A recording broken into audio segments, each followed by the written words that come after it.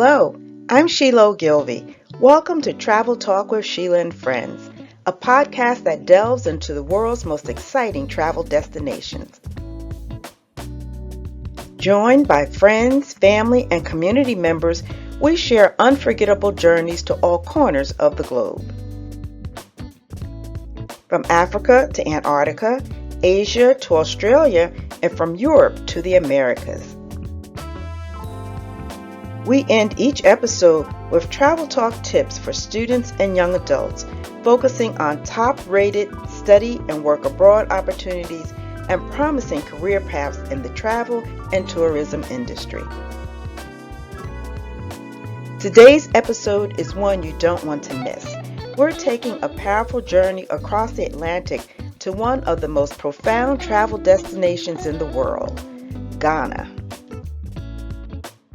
Ghana, located on the west coast of Africa. Ghana is known for the vibrant culture, joyful music, bold art, and over 100 diverse ethnic groups. But many African Americans visiting Ghana is more than sightseeing. It's a spiritual homecoming. It's about standing where ancestors once stood.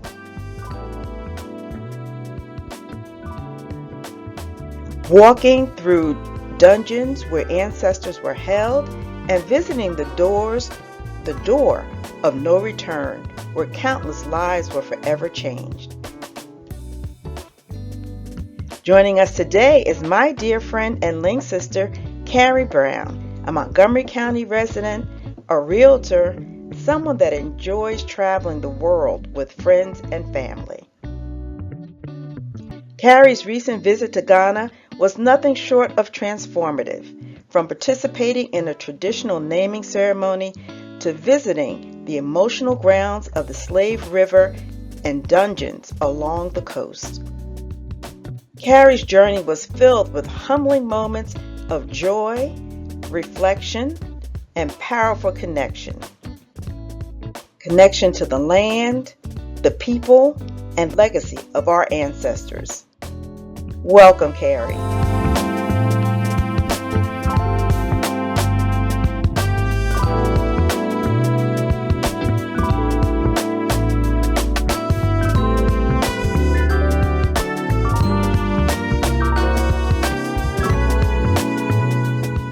Welcome, Carrie. Thank you for joining us. Thank you for having me. I'm great. Great that you're here. So tell us some about yourself. Well, I'm a Montgomery County resident by way of DC. Okay. I lived in DC for about 27 years. I went to elementary school, junior high school, and high school in DC. Okay. And I attend church still in DC. But we moved out to Montgomery County about 41 years ago.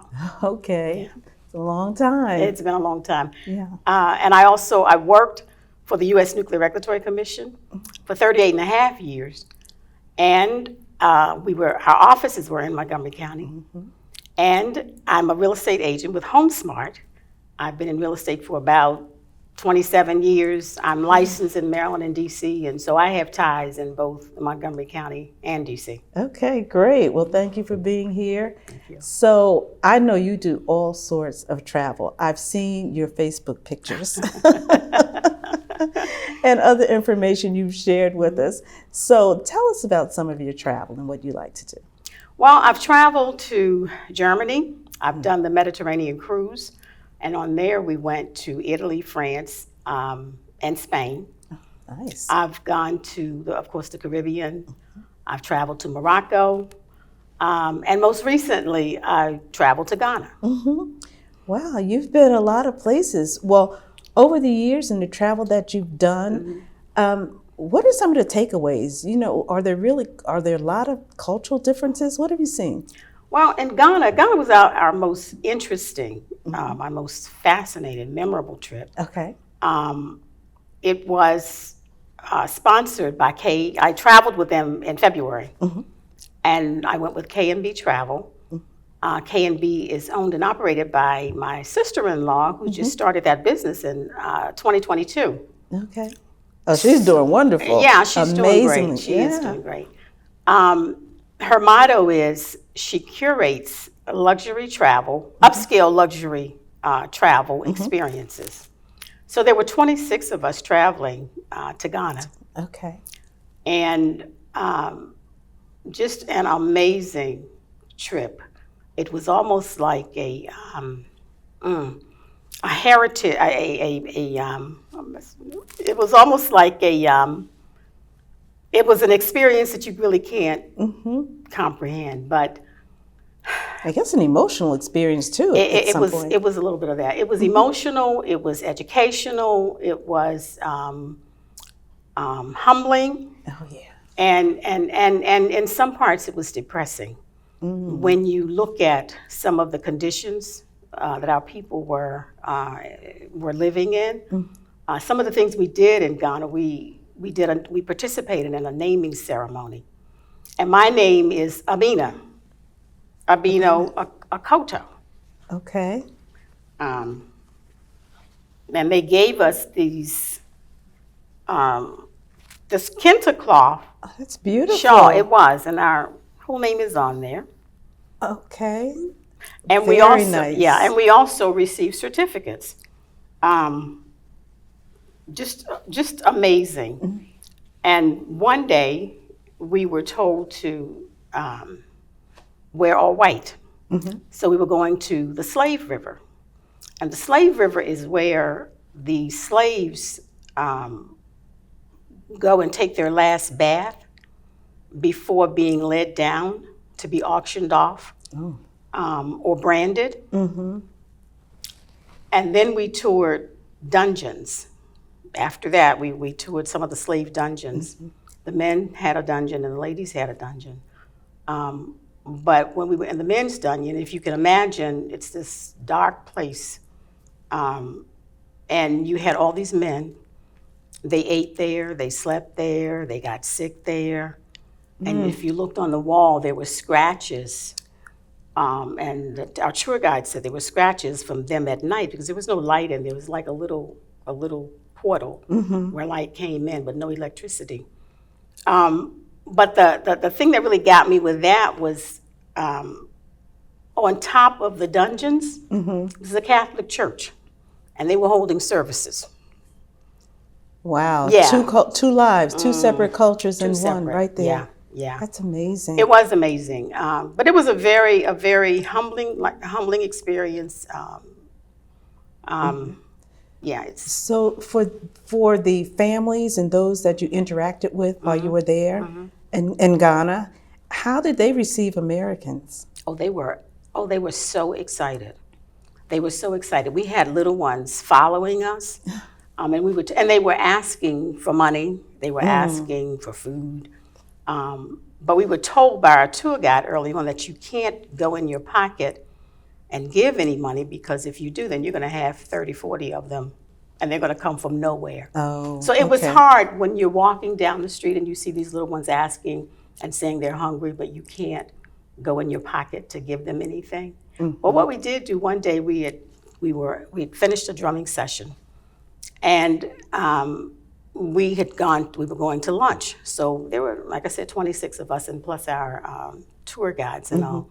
So we stopped at this restaurant and they brought out these humongous trays of food. I mean, and you had chicken, you had fish, you had pizza, you name it, it was on these trays. And so 26 of us could not eat all of that they brought out. So when we finished, there was so much left. And so somebody said, let's see if we can take it to one of the villages. So the restaurant gave us to-go containers. And we packed all this food up. And we got back on our bus, and the driver went to one of the villages. And he stopped. And there were so many people out there. And when the bus stopped, our tour guide opened the door and got off with some of the bags of food that we had. And I wish you could have seen them running to the bus. They had no idea what was in those bags. But when they got them and they opened them, some of them just started taking food and just, Oh, oh my God, it was so, and you even saw the little it was ones. heartwarming It though was. that It you was. could do something It really like was. that and make a difference. Absolutely. So they were excited to see us, and then they always wanted you to come to their stands. If we went shopping someplace, they would come and stand behind you and tell you, I've got this over here, come look at this. So yeah, they, Amazing. So were you able to go with just a passport to Ghana, or did you have to get a visa? we did have to get visas. You did? Yeah, we did have to get visas. Okay. Yeah, and we had to have shots as well. Oh, Yeah. okay. Yeah, a series of shots. Interesting. Yeah, but it was Yeah, would you go back? absolutely. Okay. Absolutely, absolutely. Yeah, and I think everybody should at least try to get there. Experience that, yeah. It was amazing. Well, I know they have the door of no return. Yeah, and we visited that. Yeah, Yeah. It was just so much to see and do.